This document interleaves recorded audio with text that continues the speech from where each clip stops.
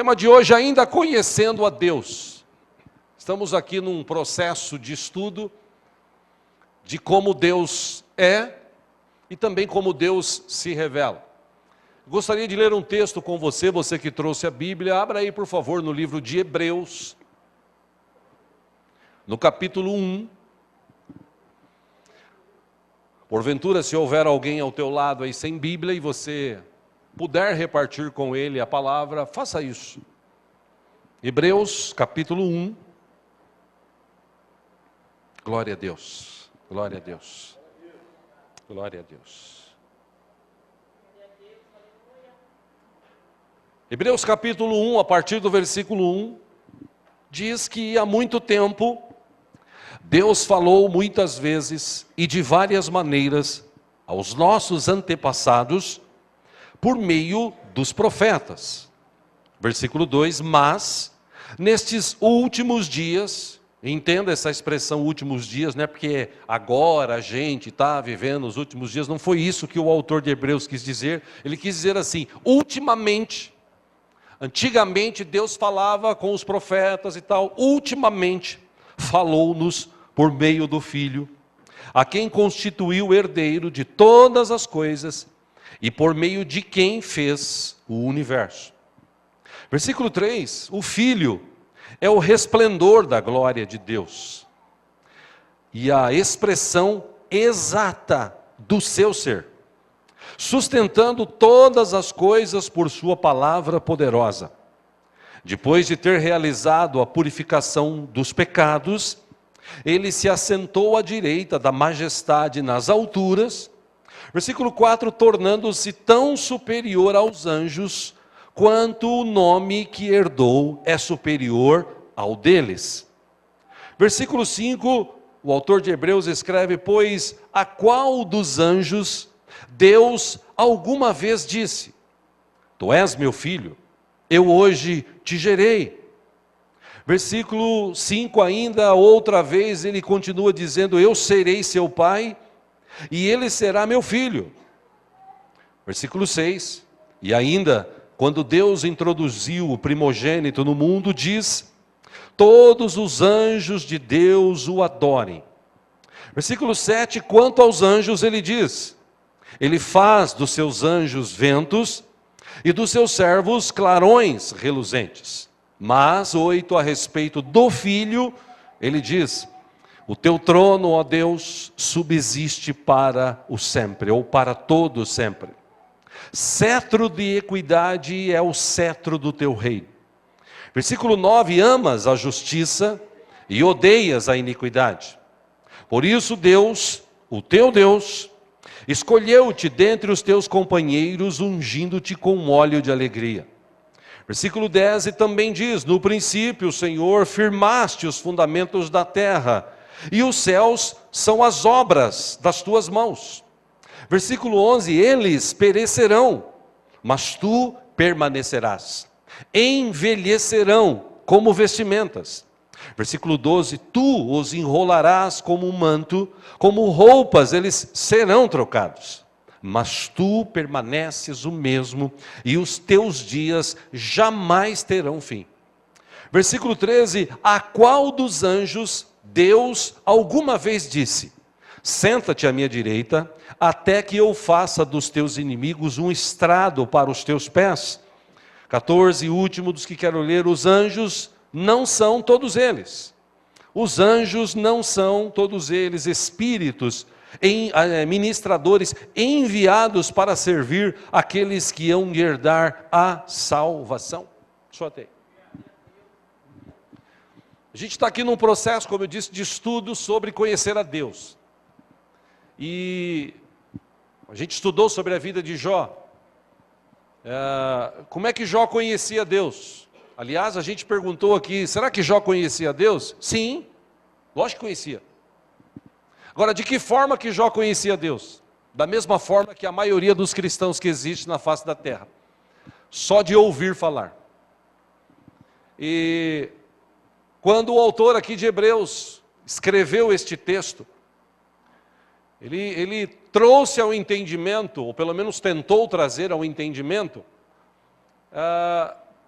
quem era Deus, como ele se manifestava.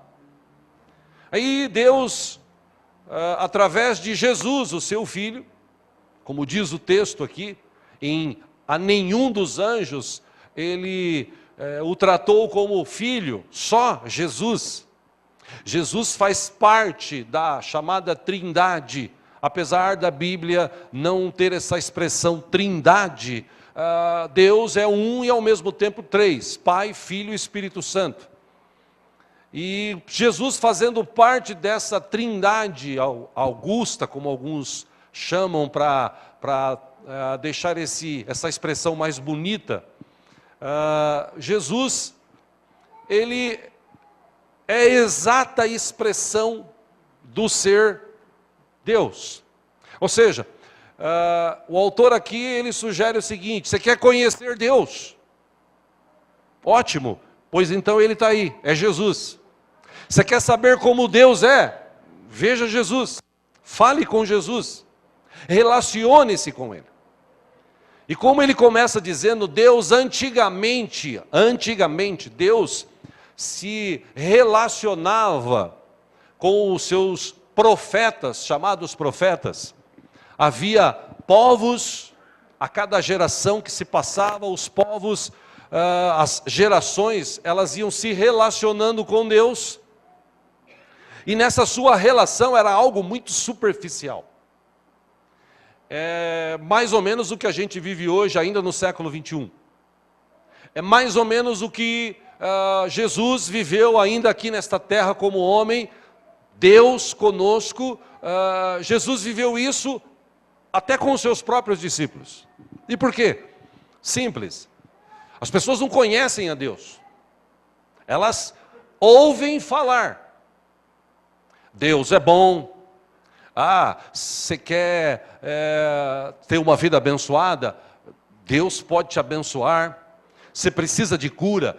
Deus pode te curar.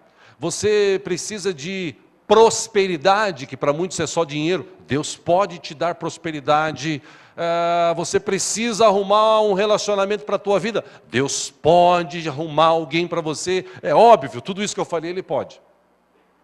Então, por conta dessas necessidades que as pessoas têm, elas transformaram, como naquela época, transformaram Deus em um objeto que eles pudessem, de vez ou outra, falar, pegar, no momento de precisão, no momento de dificuldade e no momento de luta. Porque no momento que tudo está bem, se você lê a história da Bíblia, todas as histórias registradas aqui mostram um povo que quando estava tudo bem, eles se afastavam de Deus.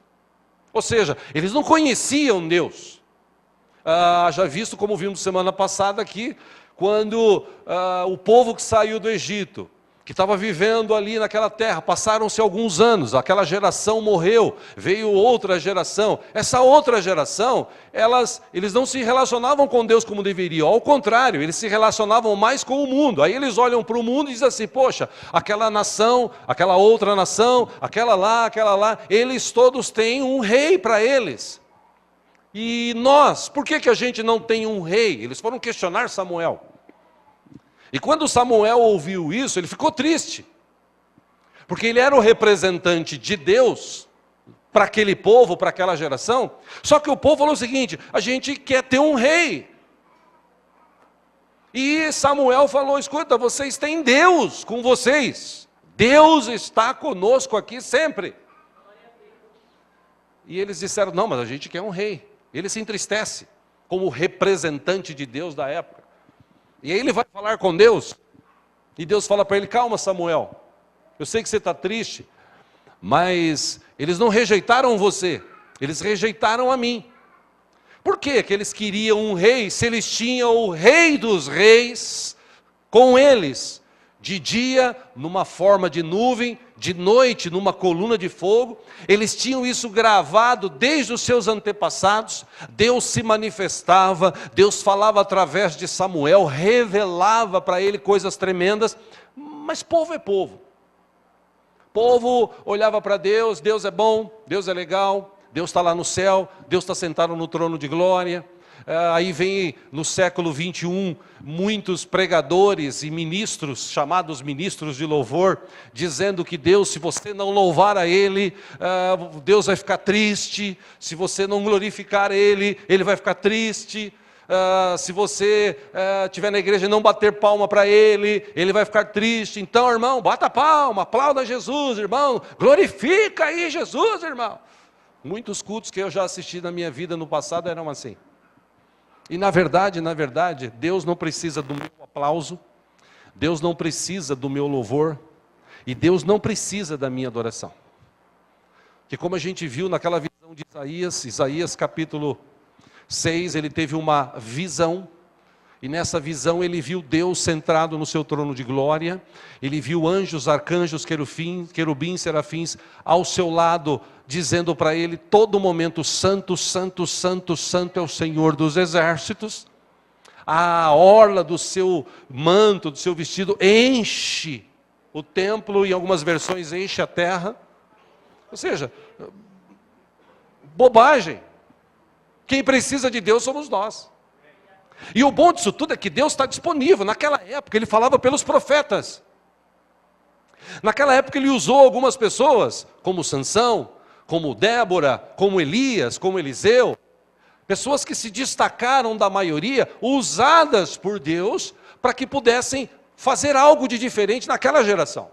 Mas o povo, a relação que eles tinham com Deus, era essa relação que a gente vê hoje. É tipo assim: se eu for para a igreja, beleza? Se eu não for, beleza. Se eu dobrar os meus joelhos e falar com Deus 1 hora, 2 horas, 15 minutos, 5 minutos, ótimo. Se eu não fizer também, tanto faz. Essa era a relação daquele povo. Porque quem não conhece a Deus, vive esse tipo de relacionamento. Quem conhece a Deus, como disse Paulo, em primeiro lugar, o amor de Cristo, o amor de Deus revelado em Cristo Jesus, o constrange.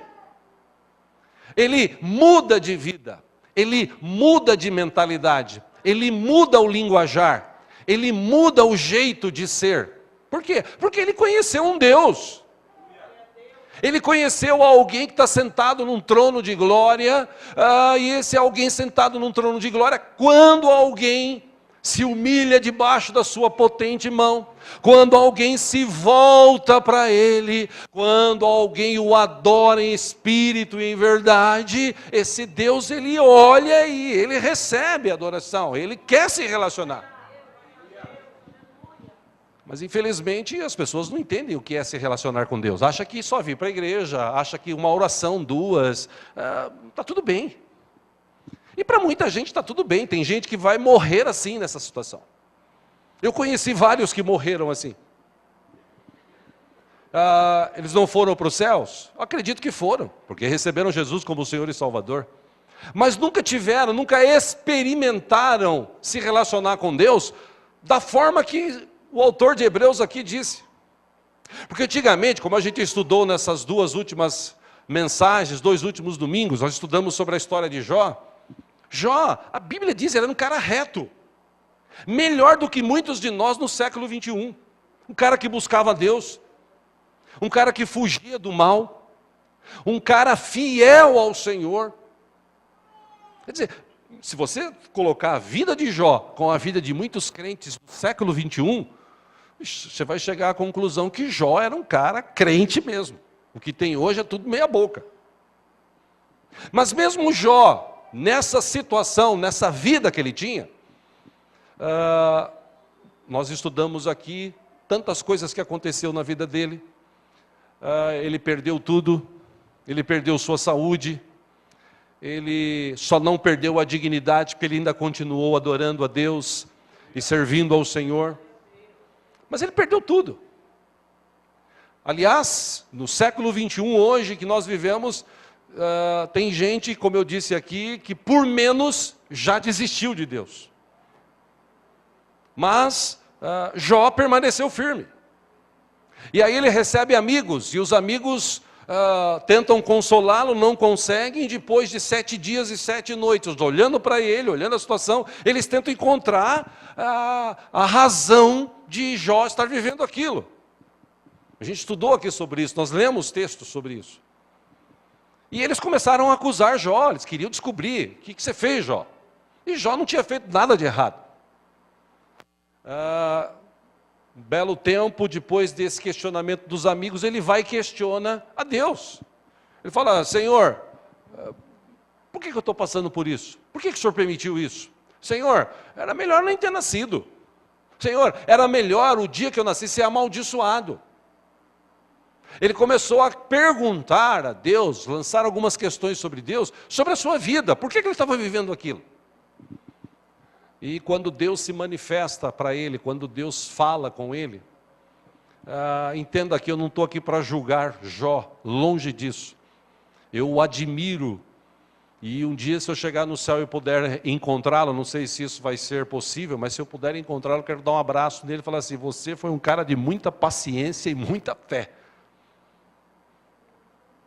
Porque Jó, fazendo uma comparação aqui, entenda o que eu digo mais uma vez, não querendo menosprezá-lo, mas Jó era aquele cara religioso, aquele cara que fazia tudo certinho, dentro dos rituais. O texto sugere que os filhos faziam festas, terminavam as festas, ele chamava os filhos e falava, olha, vamos pedir perdão a Deus, vai que vocês cometeram algum pecado. Ele fazia isso com a melhor das intenções. Mas era um mecanismo que ele tinha herdado dos seus antepassados. Tem um Deus, esse Deus aí, se você pecar, ele é capaz de lançar alguma coisa sobre você, ele é capaz de fazer alguma coisa contra a tua vida, então, por favor, não peque. Se você pecar, peça perdão a Deus. Então Jó tinha isso que ele herdou na sua mente e ele vivia. Ele vivia a ponto de a gente ver aqui Deus falando para o diabo, você viu meu servo Jó? Não tem ninguém como ele lá na terra. Cara fiel, cara honesto, cara trabalhador, cara que teme a Deus, cara que foge do mal. Não tem ninguém como ele. Ou seja, Jó, para muitos, como para mim, é um modelo de cara assim, esse cara era crente. Mas, lendo os textos, principalmente quando Deus fala com ele, e lá em Jó 42, ele disse, Senhor, eu te conhecia de ouvir falar, agora eu te conheço de contigo andar, de poder te ver, e como eu tive o prazer de te ouvir e te ver, Senhor, eu me arrependo no pó. Eu entendi o que o Senhor falou. Porque Deus falou para ele o seguinte, escuta, quem que é você? Eu sou Jó. E daí? Onde você estava quando eu criei o universo? Você já existia quando os firmamentos, ou o firmamento foi criado? Quem era você? E Jó, quando ele ouviu Deus falar com ele foi colocando-se no seu devido lugar. Aí ele diz, Senhor, eu me arrependo. Eu me arrependo porque eu achava que eu te conhecia do jeito que o Senhor é, mas eu não conhecia.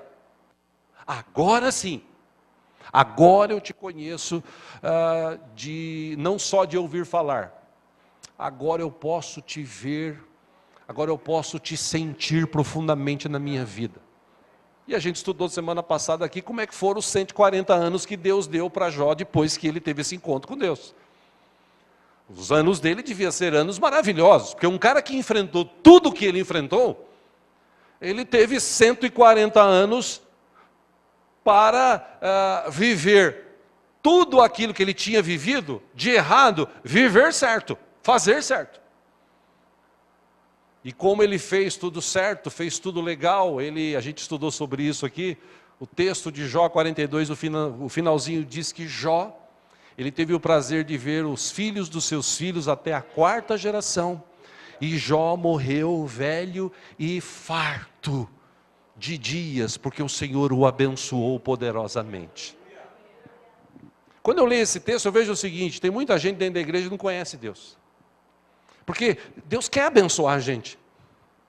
E veja, Jó, em nenhum momento você vê aqui Jó fazendo sacrifício, fazendo troca com Deus para ser abençoado. em nenhum momento. Jó era um cara abençoado por Deus, sim, Deus o abençoava. Por quê? Porque ele era o único na sua geração que se voltava para Deus. O povo que estava no Egito, que saiu do Egito, quando eles saíram de lá, eu imagino, meus irmãos, a mente deles, lá no Egito. Lá no Egito, a mente daquele povo era uma mente de escravo. Eles já estavam acostumados, 400 anos, 3 ou 4 gerações vivendo ali como escravos, eles já estavam acostumados. A mente deles já estava acostumada com a escravidão. Tipo assim, Deus existe, tem uma promessa para nós, e um dia Deus vai tirar a gente daqui. E é interessante que se você ler o livro de Gênesis, era para eles ficarem 400 anos. Só que no finalzinho lá desse relato de Êxodo, desculpe, o livro de Êxodo, se você pegar o finalzinho do relato, você vai ver que eles ficaram 430, eles ficaram 30 anos a mais. Por quê? Porque eles ainda não estavam preparados para sair dali, e mesmo assim Deus teve misericórdia e tirou eles de lá. E quando tirou eles de lá, eles não saíram preparados para viver uma vida voltada para Deus.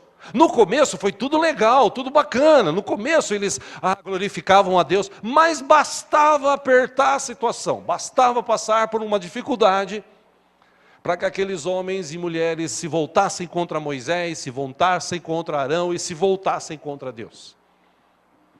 Chegou o momento que eles quiseram até apedrejar Moisés e Arão pelas dificuldades. E nesse momento Deus se manifesta. E nesse manifestar de Deus, Deus tratou aquele povo. Tratou assim, ou vocês mudam, a geração de vocês abaixo de 20 anos, eu vou cumprir minha promessa com eles. Agora vocês não. Por causa da desobediência, porque vocês têm um coração muito duro, vocês vão rodear o deserto, até morrer o último aí. Depois a sua geração, abaixo de 20 anos, vai entrar lá. Só Josué e Caleb, a gente já estudou sobre isso, que daquela geração entrou. Então veja, irmãos, que interessante que a mente do povo, ela é voltada sempre para buscar a Deus. Legal isso.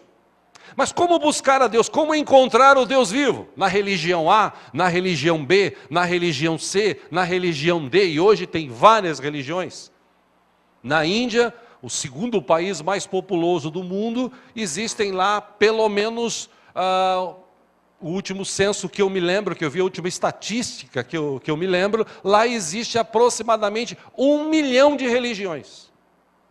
Lá existe 1 milhão e pouco de deuses. Lá a vaca, alguns adoram a vaca porque acham que a vaca é uma deusa. Tem gente que adora rato lá. Vê aquele ratinho andando e fala, isso é meu Deus. Você vê como é que a palavra diz que o Deus deste século cegou o entendimento das pessoas para que elas não possam ver a luz, o manifestar de Deus. Então hoje as pessoas não conhecem a Deus. Não conhecem. Primeiro, se conhecesse a Deus, viveria uma vida mais santa, ou pelo menos procuraria, porque Deus é santo. Se conhecesse mesmo a Deus, confiaria nele, confiaria a sua vida, confiaria os seus negócios, confiaria a sua família, confiaria a sua existência nessa terra, se conhece Deus. Agora a verdade é que as pessoas não conhecem a Deus. E voltando para o texto de Hebreus, o escritor de Hebreus ele disse, no passado, Deus se revelava assim, através dos profetas. Grandes homens e mulheres que no passado recebiam de Deus, eram algumas pessoas acima da média, que tinham um relacionamento maior e melhor com Deus, e recebiam dele e passavam para o povo. E é interessante que sempre que esses homens e mulheres recebiam alguma coisa, era alguma exortação, era alguma coisa que Deus estava passando para eles e dizendo, escuta, vocês precisam mudar o jeito que vocês estão vivendo, porque o jeito que vocês estão vivendo não me agrada. Vocês precisam parar com isso. Vocês precisam viver um novo tempo. Mas quem lê Bíblia sabe que a maioria do povo, quando ouvia isso, não mudava nada.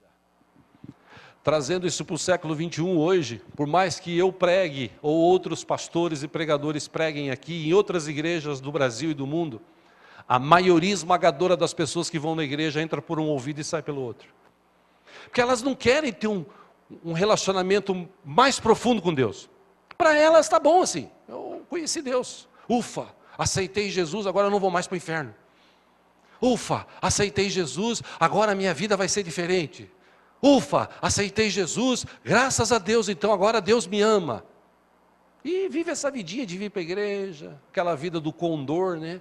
Vive com dor daqui, com dor dali, com dor de lá, dor espiritual, dor psicológica, dor no corpo, vive reclamando, vive essa vidinha simples, vive essa vidinha amargurada, vive essa vidinha sem muito sentido, e por isso que alguns tiram até a própria vida, porque não tem sentido viver, porque não conhece Deus. Aí o escritor de Hebreus diz que Deus se manifesta depois desses últimos dias, ou ultimamente. Ele estava escrevendo porque provavelmente o escritor de Hebreus é atribuída a escrita de Hebreus para o apóstolo Paulo. Não se é certeza, mas pelos detalhes, pela riqueza de descrições que tem no texto, eles atribuem a Paulo. Vamos dizer que foi Paulo. Paulo veio depois de Cristo. Então ele escreveu ultimamente agora, nesses tempos, Deus está falando agora através da palavra, através do Filho, o verbo que se fez carne e habitou entre nós. E por ter este momento tão maravilhoso de ter Jesus conosco, tem uns textos aqui que eu quero citar para vocês. O primeiro deles está em João capítulo 1, eu mudei um pouco o script aí, irmãos, João capítulo 1, versículo 1. Diz que no princípio era aquele que é a palavra, em algumas versões verbo. Ele estava com Deus e era Deus. Ele estava com Deus no princípio. Todas as coisas foram feitas por intermédio dele. Sem ele, nada do que existe teria sido feito. Versículo 4, nele estava a vida, e esta era a luz dos homens. A luz brilha nas trevas, e as trevas não a derrotaram. No versículo 10 de João capítulo 1, o escritor diz: aquele que é a palavra, o verbo, estava no mundo, e o mundo foi feito por intermédio dele, mas o mundo não o reconheceu. Versículo 11, inclusive, a descrição ela vai mais fundo, ela diz: veio para o que era seu, mas os seus não o receberam. Contudo, aos que o receberam, aos que creram em seu nome. E aí eu pauso aqui e pergunto: tem alguém que recebeu Jesus como Senhor e Salvador aqui? Tem alguém que crê no Senhor Jesus? Aos que creram, aos que o receberam, deu-lhes o direito de se tornarem filhos de Deus, os quais não nasceram por descendência natural, nem pela vontade da carne, nem pela vontade de algum homem, mas nasceram de Deus. Aquele que é a palavra, o verbo, tornou-se carne e viveu entre nós. Vimos a sua glória, glória do unigênito, vindo do Pai, cheio de graça e de verdade.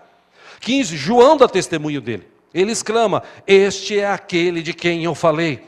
Aquele que vem depois de mim é superior a mim, porque já existia antes de mim.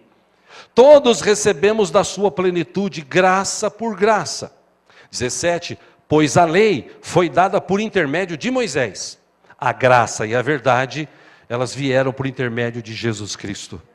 Versículo 18 diz que ninguém jamais viu a Deus, mas o Deus unigênito, que está junto do Pai, o tornou conhecido.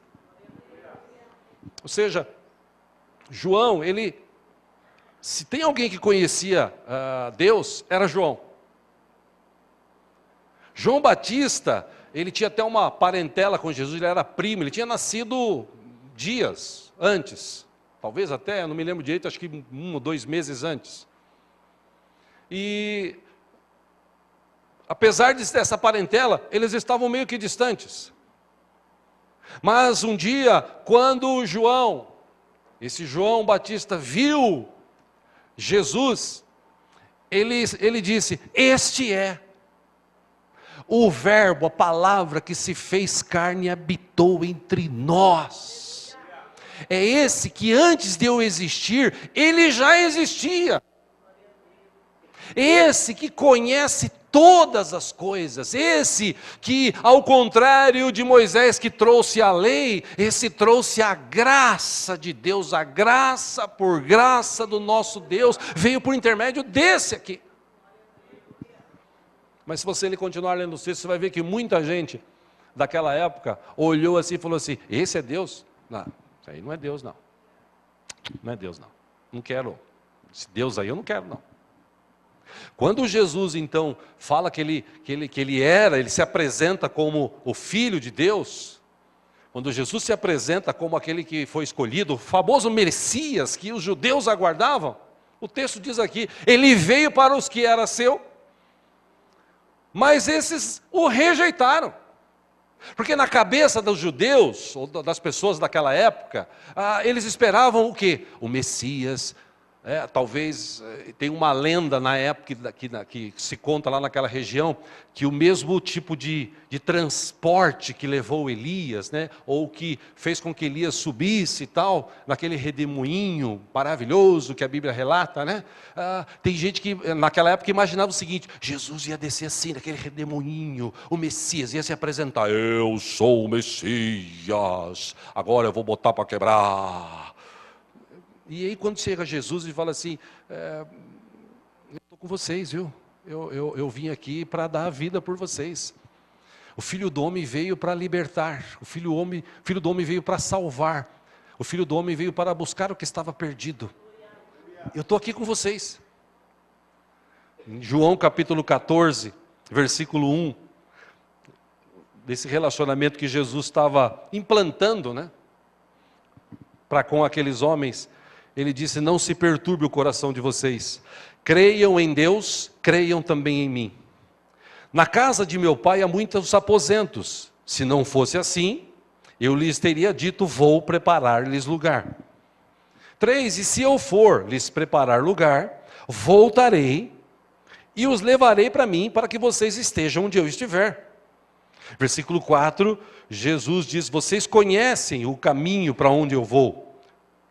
Aí versículo 5, Tomé diz para ele, Senhor, não sabemos para onde vais. Como então podemos saber o caminho? Aí Jesus responde, eu sou o caminho, a verdade e a vida. Ninguém vem ao Pai a não ser por mim. Aí Jesus ainda continua dizendo para Tomé e para os seus discípulos o seguinte, se vocês realmente me conhecessem, conheceriam também o meu Pai. Já agora, vocês o conhecem e o têm visto. Jesus está falando o seguinte, quer conhecer o Deus Todo-Poderoso? Olha para mim.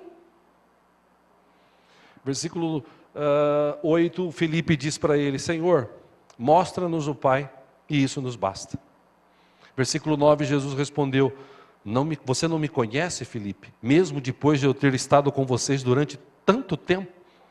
Quem me vê, vê o Pai. Como é que você pode dizer, mostra-nos o Pai? Ou seja, Jesus está com aquele pessoal ali. João Batista tinha dito o seguinte, este é o verbo, a palavra. Este é aquele que lá em Gênesis, quando Deus disse, haja luz, poder da sua palavra, Jesus estava lá e houve luz. Aquele Deus, que é o mesmo ontem, hoje, sempre, está aqui com vocês. Carne e osso, vocês inclusive podem tocar nele. Mas eles não acreditavam. Aliás, até me permite essa expressão, irmãos, como é hoje.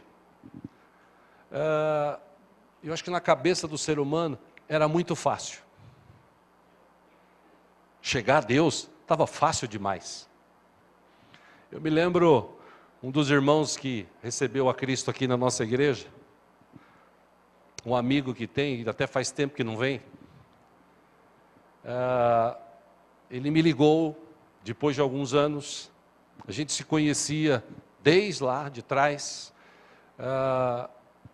passava numa pizzaria que ele tinha, depois do culto, comprava uma pizza, convidava para vir para a igreja, ou para ir para a igreja onde íamos. Ele nunca tinha tempo, nunca queria.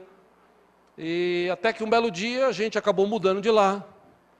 E eu deixei um cartão meu com ele, e ele guardou, e depois de anos, na dificuldade que ele estava, a esposa tinha o abandonado, porque ele trabalhava que nem um condenado de final de semana, tinha perdido parte da empresa, estava prestes a perder a empresa, estava vivendo um momento terrível. Aí ele se lembrou.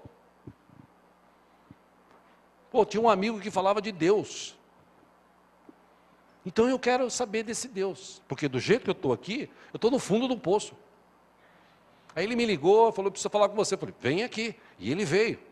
E durante umas 2 horas e pouco, colocou tudo para fora, chorou e tal. Eu falei para ele, você precisa receber Jesus como Senhor e Salvador.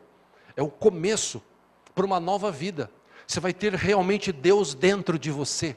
Deus vai habitar em você através do seu Espírito Santo. É mesmo, é. O que eu tenho que fazer? Vamos orar aqui. Aí oramos, fez a oração de confissão, orei por ele. E aí ele terminou a oração, mas e aí, é só isso? Falei, o que você queria? Você estava esperando o quê?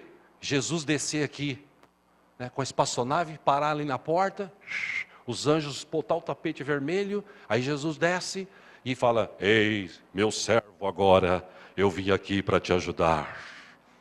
Eu brinquei com ele. Ele falou, não, é que eu imaginava, não, você está acostumado com religião. Religião, para as pessoas chegarem a Deus, elas inventam um monte de coisa. É sacrifício, caminho disso, mandinga daquilo, para você chegar a Deus. Isso não precisa de nada disso, porque Jesus falou para esses irmãos aqui, eu sou o caminho. Você quer chegar ao Pai? Eu sou o caminho. Tipo assim, está fácil agora. Meu irmão, eu paro para pensar, se Jó tivesse a oportunidade que nós temos hoje de conhecer a Deus, eu acho que Jó não tinha passado por nada daquilo, porque ele já era um cara fiel a Deus, um cara que buscava o Senhor. E hoje, e naquela época, com toda essa facilidade, aqueles homens, eles olhavam para Jesus, eles viam os milagres, eles viam as maravilhas. Imagina a cena, eles num barco, indo de um lado para o outro do mar, uma distância de, acho que 7 quilômetros, 6,5 quilômetros, de uma parte para outra, desse rio que tem lá, e dentro de um barco, e de repente vira o tempo e vem uma tempestade, e numa das vezes eles vão acordar Jesus que estava dormindo. Jesus fala, escuta, vocês precisam ter fé, vocês estão com pouca fé, vocês precisam ter mais fé. Numa outra ocasião, Jesus vai ter com eles andando sobre as águas. Meu irmão, sinceramente, se eu visse Jesus andar sobre as águas, a minha vida mudaria. Se eu visse a tempestade, e aí Jesus chega e fala assim, acalma-te, tempo. E o tempo fica quieto, vem aquela bonança. Ah, meu irmão. Aí você fala assim, mas esse Jesus ficou lá. Não. Esse Jesus morreu na cruz, porque ele precisava morrer para trazer para mim e para você uma nova vida. Mas ele ressuscitou, ele está vivo, inclusive está com a gente aqui hoje. Aí esse Jesus, ressurreto, ele vai ter com os seus discípulos.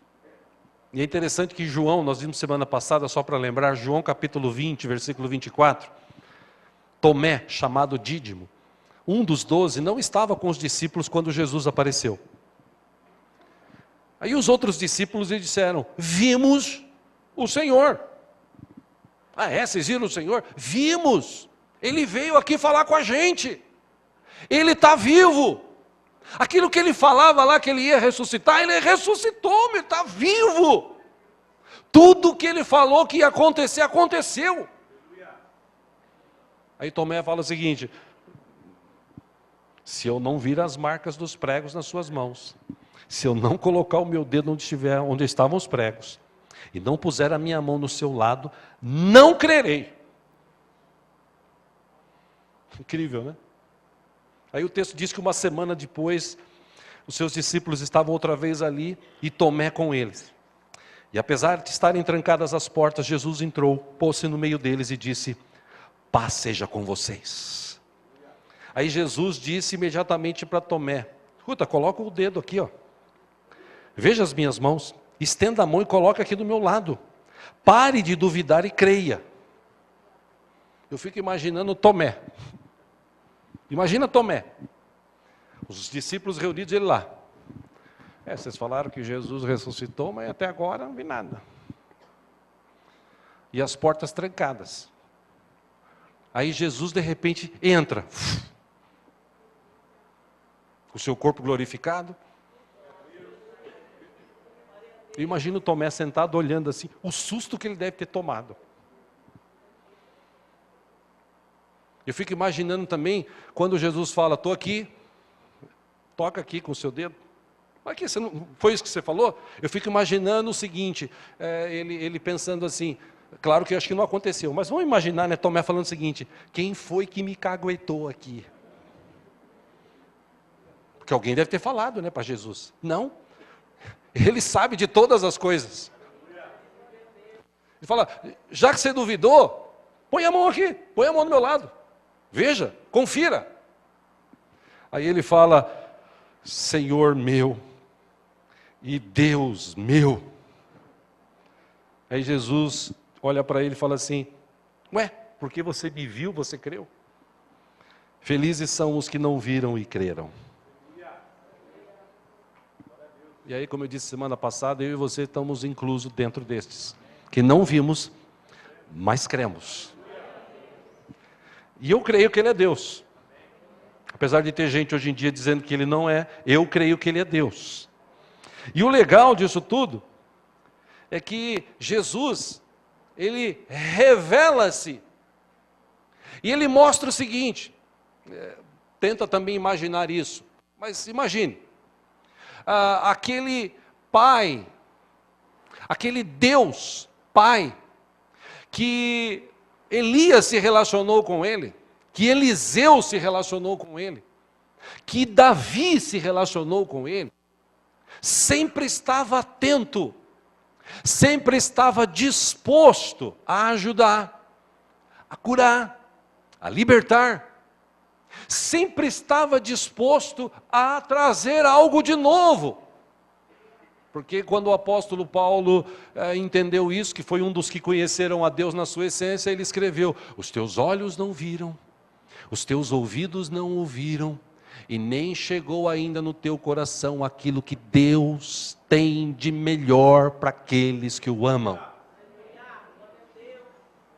Poxa, então alguma coisa está errada.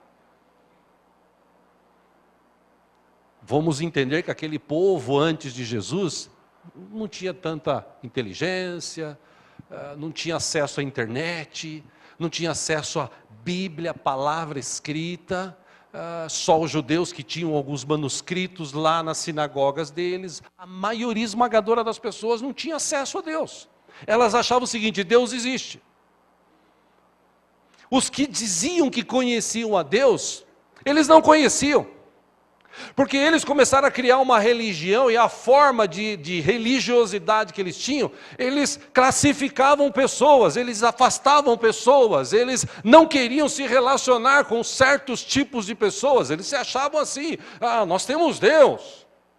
Aí vem Jesus, e a gente estudou aqui, a quinta-feira passada, naquela relação de samaritano com judeu, aí vem Jesus, e pega aqueles caras religiosos e fala assim, vocês conhecem Deus? Eu conheço. Então vou te dar um exemplo aqui. Vou te dar um exemplo. Teve 2 homens que entraram na igreja, e um deles, ele bateu no peito e falou, graças a Deus, Pai, que eu sou dizimista, que eu honro meu pai e minha mãe, cumpro os mandamentos. Olha Deus, eu me amo tanto, que eu não sou que nem esse aqui, ó. Aí Jesus falou que o samaritano, eu imagino a cena também, né? Porque quando Jesus falava samaritano, essa palavra assim, os caras ficavam com raiva. E Jesus falou bastante do samaritano para o judeu e bastante do judeu para o samaritano. Imagina quando Jesus falou assim, e aquele homem, o samaritano, ele baixou a cabeça, colocou a mão no peito e disse, Pai, tem misericórdia de mim. Aí Jesus falou, qual dos dois saiu justificado para casa? Aí eles disseram, suponho que tenha sido aquele que se humilhou. Pois é, porque quem se exalta, Deus humilha, mas quem se humilha, Deus exalta. E eu fico imaginando, meus irmãos, Jesus ali no meio daqueles homens, dizendo o seguinte, antigamente eles se relacionavam, meu pai se relacionava através de profetas, de homens. Hoje, através de mim, qualquer um de vocês pode chegar ao Pai. Qualquer um. Qualquer um pode ter um relacionamento. Aliás, a partir de agora, a partir desse momento que vocês me conheceram, o Espírito de Deus, o Espírito Santo, nosso Deus, Deus na sua essência, que habitava no templo feito por mãos de homens, agora Ele não vai habitar mais no templo feito por mãos de homens. Ele vai habitar em cada um de vocês. Irmão, que privilégio nosso. De ter Deus conosco todo o tempo, porque Jesus falou, estou com vocês todo o tempo. De ter o Espírito Santo, nosso Deus, habitando em nós. E a gente vive essa vidinha medíocre que muitos crentes vivem no século 21. Não tenho tempo para Deus, não tenho tempo para ler, não tenho tempo para orar. E quando eu tenho, eu faço isso rapidamente. Eu tenho que ver um programa, eu tenho que ver um jogo, eu tenho que fazer alguma coisa, eu tenho, e Deus vai ficando de lado. E Deus está tão próximo. Como eu disse, eu repito, Ele está aqui com a gente nessa noite. Tão próximo, com o desejo de se relacionar, de se revelar, de trazer uma nova unção, de trazer um novo tempo, de fazer que com os teus olhos não viram, os teus ouvidos não ouviram, não chegou no teu coração, fazer chegar até você e a mim coisas novas, maravilhosas. Mas a gente, na maioria das vezes, a gente não quer. A gente vem à igreja, assiste o culto e não vê a hora de acabar para ir embora para casa, para viver as mesmas coisas. Por isso que eu insisto que muita gente precisa ter experiências com Deus. E o bom disso tudo é que Deus está sempre disponível. Sempre disponível. Agora, depois de Jesus, não, lá atrás. Jeremias, nas suas lamentações, ele escreveu, graças a Deus, que a sua misericórdia se renova a cada manhã. Essa é a razão da gente não ser consumido. Desde aquela época Deus era misericordioso, Ele continua misericordioso. A gente acorda de manhã com a possibilidade de falar com Ele, se relacionar com Ele, de deixar que Ele leve a nossa vida, porque Ele sabe o que é melhor para nós, de nos ajudar nas nossas decisões, de nos fortalecer, de nos capacitar, de nos levar a altos níveis, mas a gente está sempre assim, eu conheço a Deus, como Jó conhecia Deus de ouvir falar, mas depois de tudo que ele passou, depois de toda a relação que ele teve com Deus, depois que ele ouviu Deus falar com ele, e talvez esse seja a grande sacada do livro de Jó, Jó conhecia Deus de ouvir falar. Depois, Jó conheceu a Deus de ouvir Deus falar com ele. Ou seja, meu irmão, minha irmã, eu quero encerrar aqui nessa noite esse texto para a gente participar da ceia.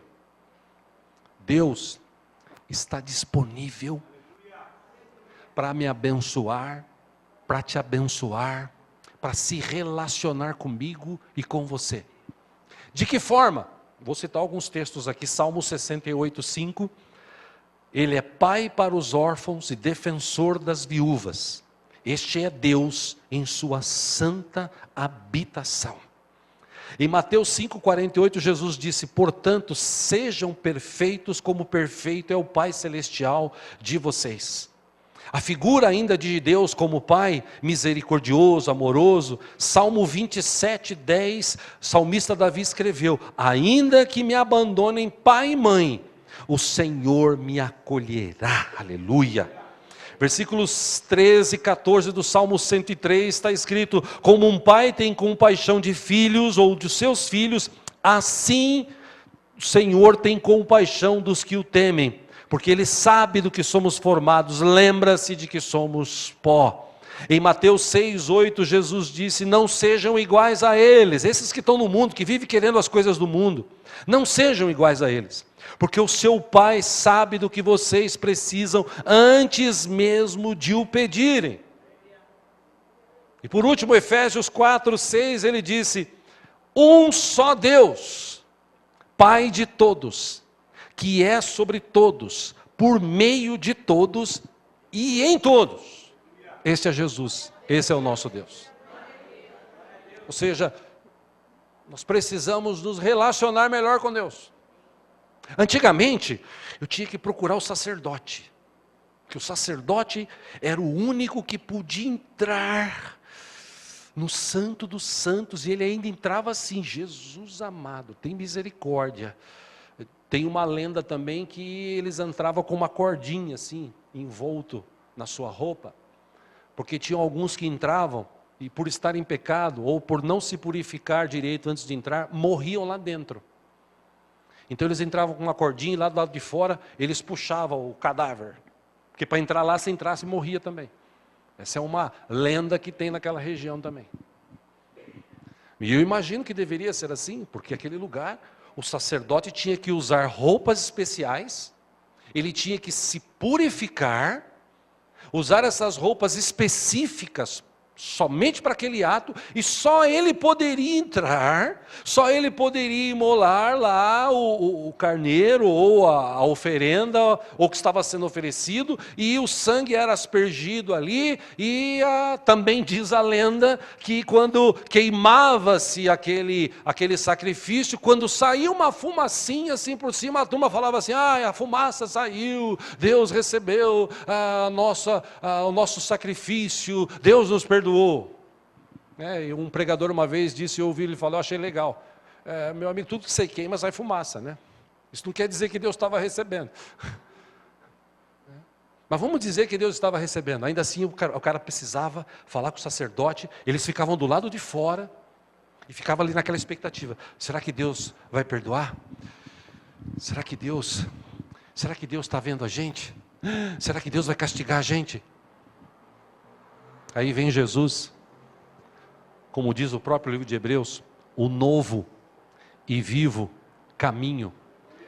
Ele abriu um caminho, que a Bíblia também diz, que quando Jesus morreu, no exato momento que ele morreu, 3 da tarde numa sexta-feira, a Bíblia diz que houve um terremoto, houve céus negros, chuva, e também houve algo maravilhoso. Diz que o véu que havia no templo, e a gente canta aqui, né, o véu que separava, já não separa mais. Por quê? Como Jesus disse para Felipe: você quer chegar para o Pai? Eu sou o caminho, eu estou aqui, eu posso te ajudar, eu posso mudar a tua vida. É Jesus, quer dizer então, como esse amigo meu, né? E agora? Agora é você seguir a tua vida, agora é você se relacionar com Ele, agora é você viver esse novo tempo, agora é você gastar tempo com Ele, agora é você confiar nele, agora é você depender dEle, agora é você se dispor a estar na presença dEle todo momento. Porque todo momento que você se colocar diante de Deus e falar assim: Deus, em nome de Jesus, Deus fala: pois não, filho?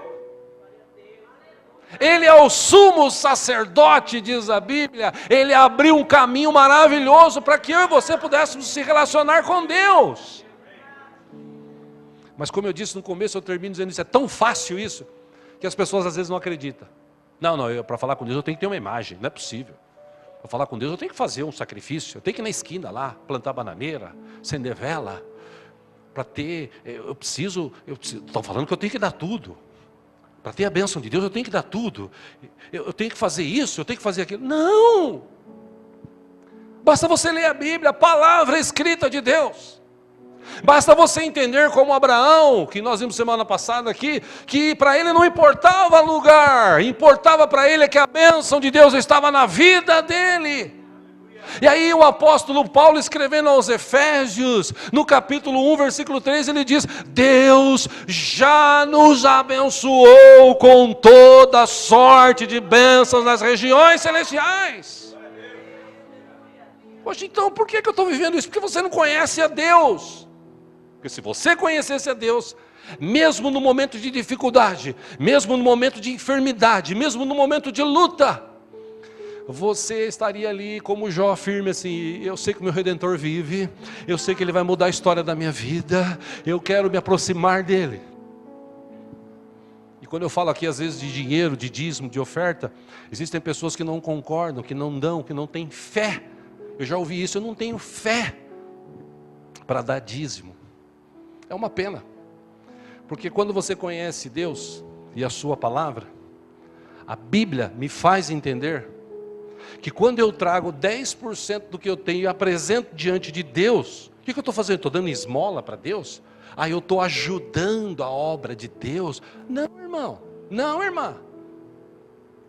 Você só está sendo grato a Deus, porque dos 100% que Ele faz chegar na tua vida todo mês, você até para se desprender um pouco, você pega só 10% e fala assim: Senhor, muito obrigado pela tua provisão.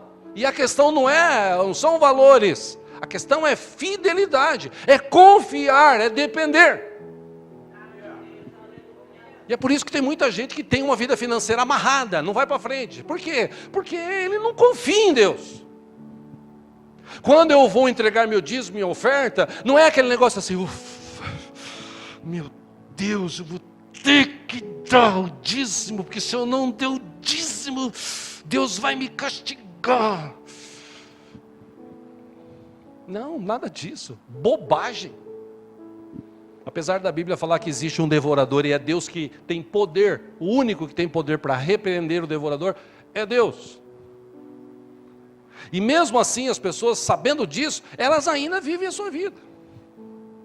Eu não vou dar dízimo, não, vou dar oferta não, eu tenho muita conta para pagar, eu tenho muito que viver, eu tenho que passear, eu tenho que curtir. Eu dar dízimo? Eu não. E se eu der vai ser do líquido, o que sobra. Tudo isso acontece, irmãos, entenda, eu estou citando dízimo porque dízimo chama atenção e toca na ferida. Tudo isso acontece porque as pessoas não confiam em Deus, não creem em Deus. Dizem que conhecem, como? De ouvir falar. Mas quando você precisa botar a mão no bolso, você pensa 10 vezes. Então você não conhece Deus, porque Ele é capaz de fazer infinitamente mais. Ele disse o seguinte através de Malaquias: faz prova de mim, traz dízimo e oferta à casa do tesouro para que haja mantimento, manutenção, e faz prova de mim. Como fazer prova? Senhor, está aqui, apresentei meu dízimo e a minha oferta. O irmão aqui da igreja, que está conosco há muitos anos, sempre foi dizimista fiel, sempre dizimista fiel, até o dia que ele foi mandado embora do emprego. E aí ficou: e agora, o que eu faço? Confie em Deus. Você não confia em Deus? Você sempre foi dizimista fiel? Sim, confie em Deus. Pois não deu 2 meses, Deus abriu uma porta, Ele já está trabalhando e continua sendo fiel. Por quê? Porque Deus fala: faz prova de mim, se eu não vou abrir as janelas dos céus com bênçãos tal, sem medida sobre a tua vida. Só entende isso quem conhece Deus.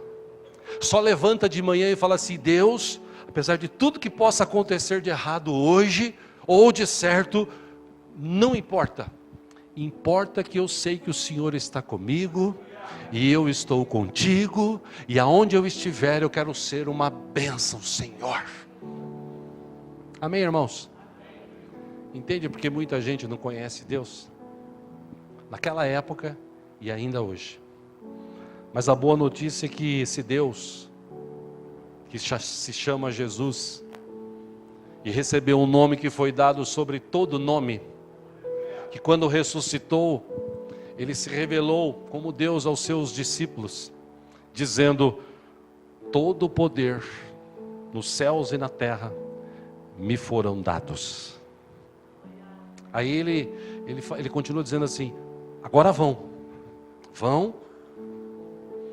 e se vocês beberem alguma coisa mortífera não fará mal nenhum, e vocês vão falar do Evangelho, e vocês vão lá, e vocês vão batizar pessoas, e vocês vão ensinar para elas tudo o que vocês aprenderam. Eu imagino se Jesus chegasse aqui hoje e falasse assim: gente, vocês entenderam? Entendemos. Agora vai e fala para todo mundo que vocês receberam de mim. Mas eu não recebi nada ainda. Eu estou aqui na maior pendura, Jesus. Por quê? O senhor sabe, a minha luta, né? A minha luta. Como tem gente na igreja que fica assim: eu tenho uma dor. Eu me lembro de um irmão que foi aqui da igreja anos atrás. Ele tinha rinite aguda. E ele disse para mim assim uma vez, ali no fundo, na salinha, ele tinha acabado de pintar, e ele foi dar uma aula ali, e ele começou lá, tchim. Eu falei: Jesus, tem misericórdia, tchim, deu uns 10 a tchim. Eu falei: irmão, o que é isso? Ele falou: não, eu tenho rinite, pastor. Você tem rinite? Pelo amor de Deus, irmão, você tomou posse, é tua? Não, é minha, é mal de família, meu pai é assim, meu avô, eu também sou, está tudo certo. Você tem Deus ou tem rinite? Você tem Deus ou tem bico de papagaio? Pastor, mas hoje eu estou com uma enfermidade. Se Deus está permitindo, é para você aprender que Ele é Deus. Deus é Deus. E Deus pode curar? Pode. Eu creio que Deus pode curar. Ele já curou minha vida de várias circunstâncias. Eu creio que Deus pode mudar a vida? Lógico que pode, Ele mudou a minha. Eu creio que Deus pode abençoar financeiramente? Lógico que pode, Ele mudou a minha vida. Quer dizer, o que eu falo aqui é porque eu vivo isso. Eu conheço Deus de agora, inclusive nesses últimos tempos, estar ouvindo Deus falar, de estar me aproximando cada vez mais dEle. E é tão bom. Isso traz uma segurança, que apesar de todas as circunstâncias, você permanece firme, com os olhos fitos em Jesus, autor e consumador da nossa fé. A Ele toda a honra, toda a glória, todo o louvor, toda a adoração, hoje e sempre. Amém, amém. Vamos aplaudi-lo, Ele merece, Ele é o nosso Deus. A Ele.